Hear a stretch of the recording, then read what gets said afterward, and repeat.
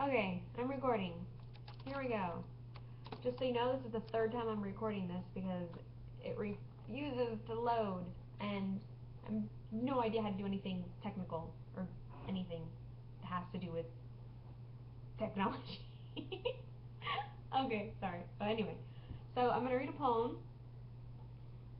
that's very important to me because I wrote it about reading my poetry. It is called, very simply put, I read it. I read it all. I read it to them all. They listened, they heard, they understood. Many agreed they'd been there. Many thought it was brave. It was silence in the room, heads nodding, some with tears. I was screaming out from my darkest hour. I wrote my feelings, my fears down. Then I took a deep breath and read aloud. All eyes on me, waiting for my words. Would my words save me? Save them?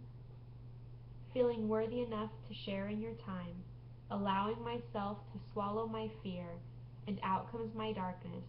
Do I see the light?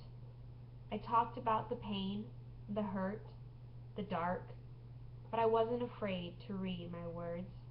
I'd written my death out from my eyes, from my pen, but I shouldn't say these things out loud. Pen and paper, words and tears, dark and light, I read it all. I read it all to them. They listened, they heard, and too many understood. That is called I Read It.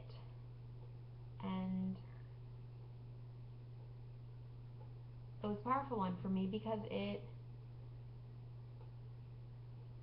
I wrote it about reading my poetry out loud and what my words can do. And I have all these words and I have all these things to say, and I don't know who to say them to. I feel like I have this thing to give, this purpose of speaking.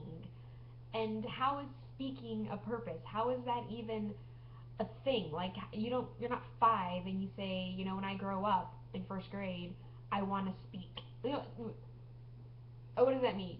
Like, you're a professional speech reader? What? I don't know. But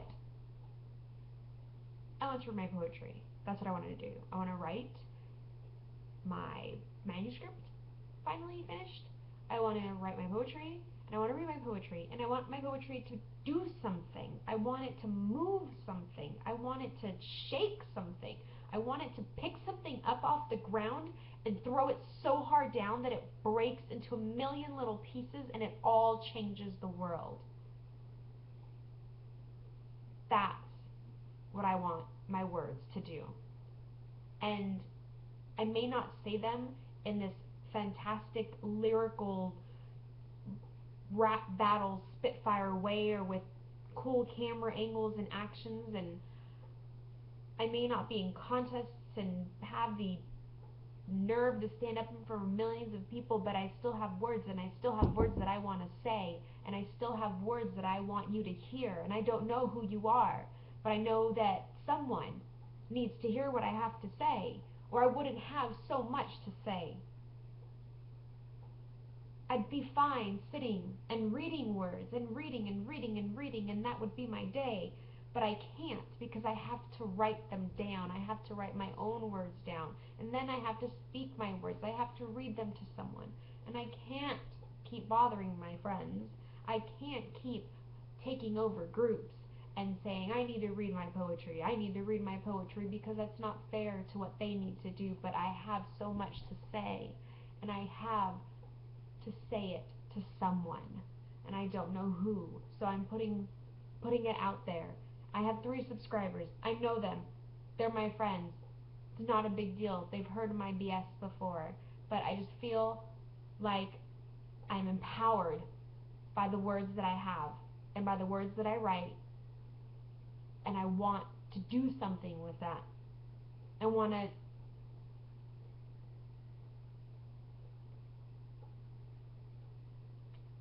I want to do something.